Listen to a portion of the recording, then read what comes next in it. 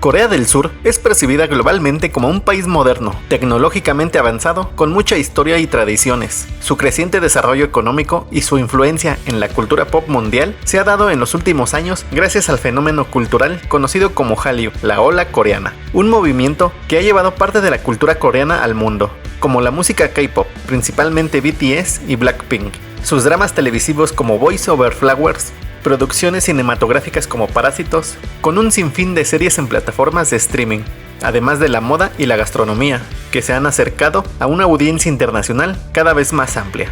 Hoy nos enfocaremos en una serie de Netflix que se volvió un referente de Corea del Sur, El Juego del Calamar. Creada por Won Dong-yuk, esta serie se convirtió en una de las más vistas de la plataforma en 94 países alrededor del mundo, la cual nos muestra a personas con grandes dificultades económicas que arriesgan sus vidas en juegos mortales con el objetivo de obtener un premio. Su impacto fue tan grande al tener un trasfondo que retrata la desigualdad social y económica del país, que está inspirada en un hecho que marcó un antes y un después en la historia laboral de Corea. Para entender este contexto, debemos retroceder a los inicios de la industria automotriz en Corea del Sur.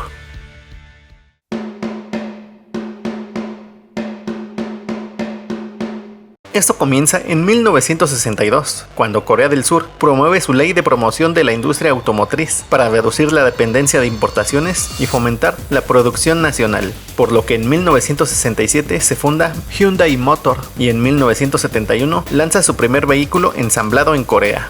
Entre 1973 y 75, Hyundai desarrolla el primer automóvil surcoreano, diseñado y fabricado localmente. Con la evolución de su industria en la década de 1980, Corea del Sur se convierte en uno de los llamados tigres asiáticos, con marcas coreanas como Hyundai, Kia, Daewoo y SsangYong, que comienzan a exportar vehículos hacia Europa y Estados Unidos, por lo que en 1987 Hyundai supera el 500.000 de unidades producidas anualmente y la industria coreana alcanza el 2.5% de la producción mundial. Este crecimiento en su industria hizo que las marcas coreanas rompieran sus alianzas tecnológicas con Mitsubishi y General Motors para desarrollar sus propios motores y plataformas, superando los 2 millones de unidades anuales en 1996.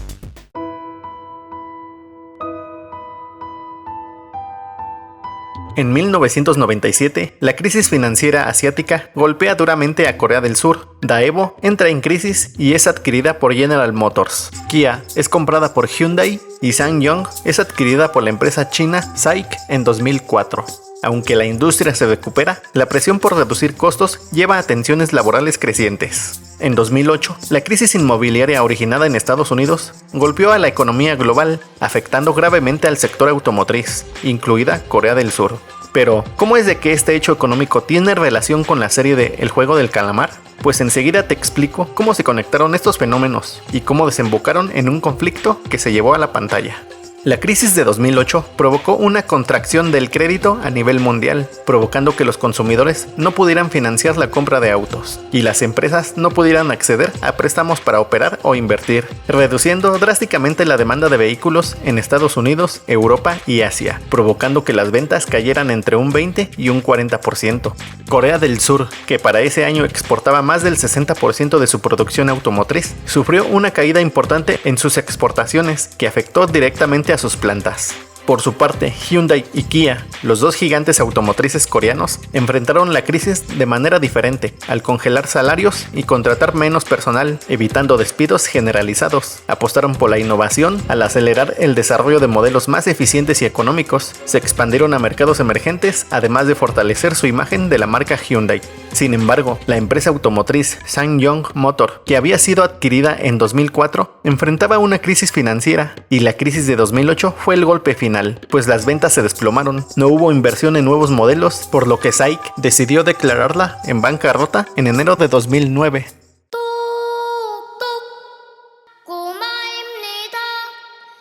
SsangYong anunció el despido de 2.646 trabajadores, lo que representaba más de un tercio de su plantilla, por lo cual el Sindicato de Obreros Metalúrgicos de Corea rechazó la medida y acusó a la empresa de usar la quiebra como excusa para deshacerse de empleados y transferir tecnología coreana a China sin compensación alguna. Esto desató una huelga histórica en Pyeongtaek, lugar donde se ubicaba la automotriz, que inició el 21 de mayo con alrededor de 1.000 trabajadores, los cuales ocuparon la planta para resistir los despidos. La protesta se volvió emblemática por su intensidad. Durante los meses de junio y julio, la policía antidisturbios se desplegó rodeando la planta, por lo que se produjeron enfrentamientos entre policía y trabajadores, defendiéndose con ondas, barras de metal y cócteles Molotov, mientras que la empresa respondió con una ofensiva casi militar. El 22 de julio se desplegaron más de 3.000 policías antidisturbios, helicópteros y cañones de agua para desalojarlos, dejando más de 100 heridos en un solo día. La situación se complicó para los trabajadores, ya que se bloqueó el acceso a alimentos, agua y atención médica, haciendo que la situación humanitaria se agravara. Finalmente, el 5 de agosto, tras 77 días de ocupación, enfrentamientos y negociaciones, se llegó a un acuerdo,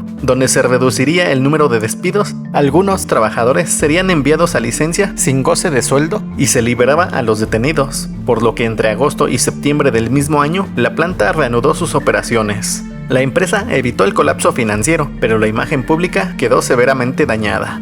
Las imágenes de helicópteros lanzando gas lacrimógeno y trabajadores recogiendo agua de lluvia circularon ampliamente por todo el país y parte del mundo, generando indignación pública y atrayendo la atención internacional. Este hecho dejó a más de 90 trabajadores encarcelados y 230 procesados, aunado a que el gobierno surcoreano y la empresa demandaron a los huelguistas por daños materiales, incluyendo la destrucción de un helicóptero policial. Bajo este argumento, en 2014, un tribunal ordenó al sindicato pagar $834,000 como compensación. Sin embargo, en noviembre de 2022, la Corte Suprema anuló esa sentencia, determinando que los trabajadores actuaron en legítima defensa, ya que la policía había usado fuerza excesiva, incluyendo el lanzamiento de gas lacrimógeno desde helicópteros, lo cual violaba las leyes de uso de equipo antidisturbios. Esta decisión fue vista como una reivindicación moral para los trabajadores. Durante años se siguió con el movimiento, y fue hasta 2018 que SsangYong acordó reinstalar a 119 trabajadores despedidos, los cuales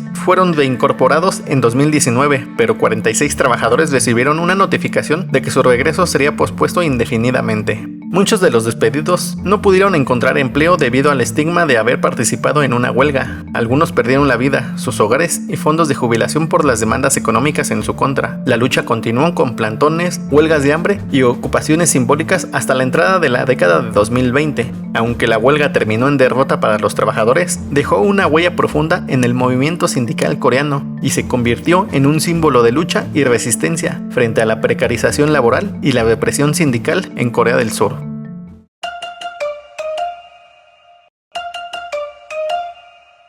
Este conflicto lo vio de cerca Hwang Dong-hyuk, por lo que fue citado como inspiración directa para la serie El Juego del Calamar, que retrata la desesperación económica y la represión estructural. Esto lo podemos ver cuando Seon Ji-hoon recuerda que junto con sus compañeros son despedidos de Dragon Motors y se declaran en huelga, enfrentándose a la represión policial y a la desesperación económica, situación que atormenta a Ji-hoon al haber perdido a uno de sus amigos en esta huelga, hecho que afectó su vida emocional al no poder estar cuando nació su hija, deteriorando la relación con su esposa, acumulando deudas y tomando malas decisiones al apostar, lo que lleva a Ji-hoon a una situación de desesperación, por lo que decide participar en el juego para obtener dinero y pagar sus deudas. El creador de la serie explicó que la huelga de SsangYong y las consecuencias para los trabajadores fueron una fuente de inspiración para la historia de Ji-hoon, mostrando cómo cualquier persona de clase media puede caer en la pobreza y la desesperación de la noche a la mañana debido a la pérdida de su empleo, reflejando en él la lucha de los trabajadores y la desigualdad económica que lleva a la desesperación humana de personas endeudadas y marginadas frente a un sistema que no ofrece salidas, temas que tocaron las fibras sensibles en millones de espectadores en todo el mundo.